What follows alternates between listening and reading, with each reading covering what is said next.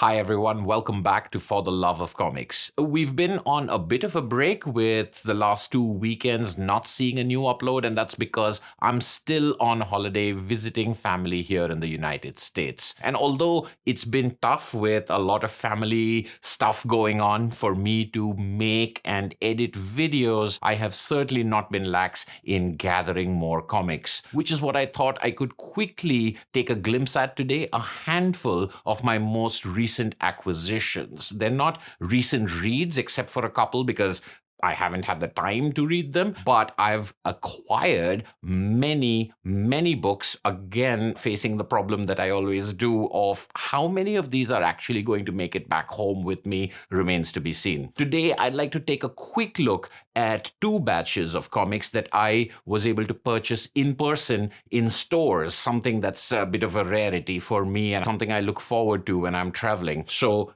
here I have something from One Stop Comics, a local comic book store that I visited and which my last video a couple of weeks ago was about. So this is a haul from that and a subsequent trip back there, as well as a handful of books that I picked up at the Book Table here in Oak Park, Illinois. The Book Table is one of my favorite bookstores, and I made a video some 5 or 6 years ago about visiting it, and this time was no different. A handful of graphic novels, comics from the Book Table, as well as a handful of comics from One Stop Comics coming right up. Right off the bat, I had to pick up some single issues because those are things that are part of that LCS experience and things that I don't usually buy. So I picked up the latest issue of Hate Revisited by Peter Bagge, the 4-issue miniseries revival of this seminal series, as well as the latest issue of Gru, which I always try to pick up whenever I can get my hands on any of these issues. I have read both of these. They were both extremely enjoyable and very consistent with the high quality that I've come to expect from both of these writer-artists. I will say, though, at $4.99, $5 each, the price of a single issue seems to be pinching me, perhaps more than it has in the past because I'm currently self-employed, but I don't really see this as being my go-to way of reading comics at these prices. I'd much rather wait for a trade paperback that collects these together for a much more reasonable price and a much more durable thing, but the charm of reading a single issue and the charm of getting number 3 or number 4 in something that's going to have a before and after is its own unique thing. So it's more like me cosplaying or putting on a Halloween costume of a regular comic singles issue reader. Perhaps in reaction to those high prices, what I really appreciated were these Image firsts, where the first issue of some of their best-selling series, Image Comics reprints the first issue and sells them for $1. And this, I think, is a great way of trying out the beginning of series and seeing if something might be to your taste, which is what I did with I Hate Fairyland, The Department of Truth, and Stray Dogs, 3 comics that I've heard a lot about and were available, and at $1 each was a bargain and a pleasure to read through. I will say that I Hate Fairyland wasn't quite to my taste. I enjoyed the art tremendously, but I thought of it as a sort of one-note joke, and I don't really see myself continuing with the series. I'm sure that it might have surprises or twists that I don't see coming, but with the excessive violence in a fairy tale world, I think I kind of got the whole picture in this one issue, which is perfect for $1, giving me a taste of something and keeping me from spending a lot more money, so I appreciate that anyway. The Department of Truth was an intriguing read, a sort of paranoia-soaked conspiracy theory story that is only just getting started and was an effective number 1 from that point of view. I haven't read much by James Tynion, the celebrated writer of the Department of Truth, but I do have to say that the writing and the art of this comic both worked really well together, and the first issue did its job in hooking me and wanting me to try out more. And finally, Stray Dogs was my favorite of these 3 singles, so much so that I immediately sought out and purchased the trade paperback of Stray Dogs. This was found for me by my wife at One Stop Comics, which, if you've seen my previous video, was in such chaos that finding anything that you're actually seeking seemed to be an impossible task. But she spotted a long box full of Image trades and found me the first, and I think the only volume of Stray Dogs, or I would say that I would have thought this would be the only volume. The story finishes and concludes in a way that seems conclusive, but my friend said that there's a volume 2 coming out, so I'm intrigued in seeing how that goes. This story was terrific. I really enjoyed it. It was a lot darker and creepier than I was expecting it to be, but not gratuitously so, which I appreciated. The contrast between the rather Disney-ish or Don Bluth-ish animated-looking artwork and the dark storyline is definitely part of what makes this comic so unique, but I found the story quite lean and mean, no excessive bloat or fat to it, which I appreciated, which is why I'm not sure what a second volume could possibly achieve, but given how much I enjoyed this, I'm willing to give the creators a chance. I've also heard that the same team is working on a current series, Feral, and I did see an issue of Feral on the shelves at One Stop Comics, but it was number 4 or number 3, and I didn't want to come in on the middle of that story. So given how much I enjoyed Stray Dogs, I'll be seeking that out in trade paperback once it becomes available.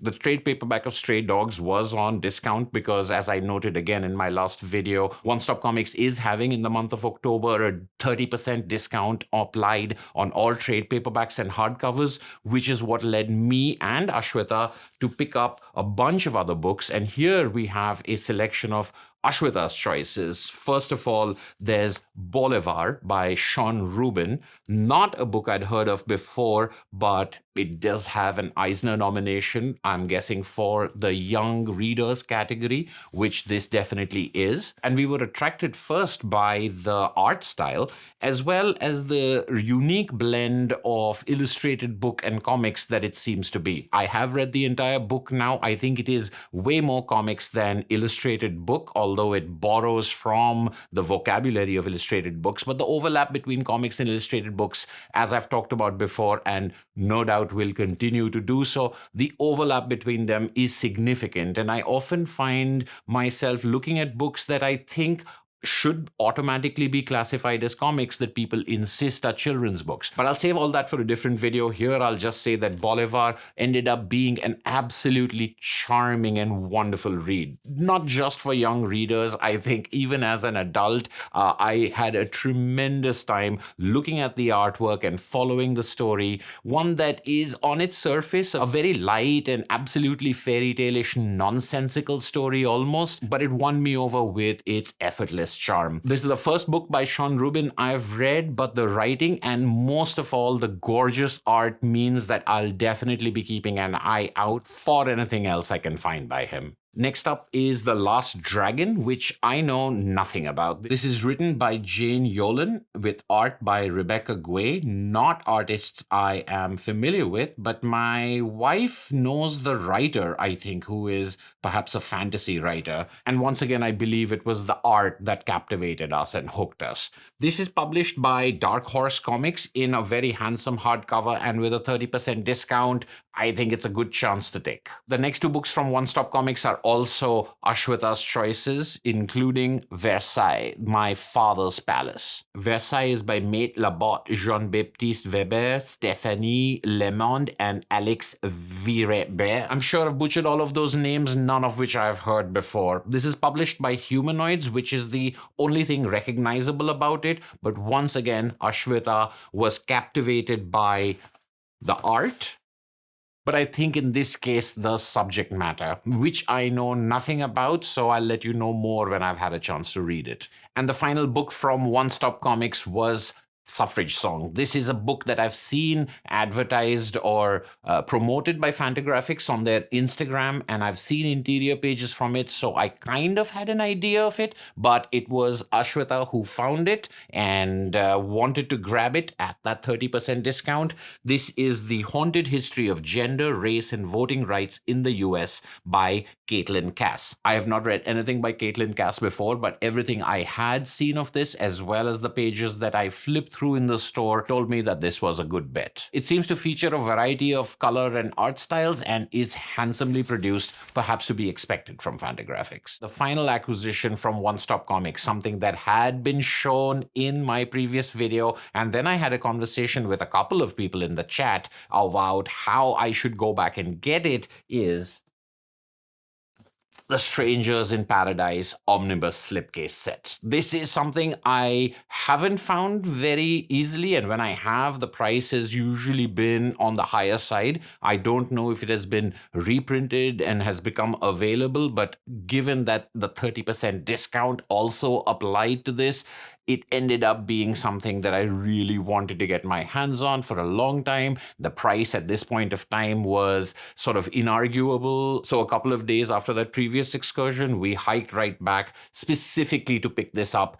and a bunch of those others as well. I've heard a lot about Strangers in Paradise, but I've never read anything from it, even extracted. In fact, I'm not familiar with Terry Moore a whole lot. One volume of Echo is about the extent of my reading of Terry Moore's work. I'm really looking forward to sinking my teeth into this. This is, in spite of its weight and size, definitely making it back where others might be in jeopardy of not making it back to India with me. After that second trip to One Stop Comics, we walked a couple of blocks over to the book table, which unfortunately we heard is closing down. This is terrible news for everyone who lives here, as well as for us who have looked forward to visiting that store as an annual feature of every single visit that we've made to my sister. But from what I hear, it's not a financially oriented decision, so I suppose that's good. As a result of this closing down, there is a clearance sale on at the book table, and the day that we went, there happened to be a 30% discount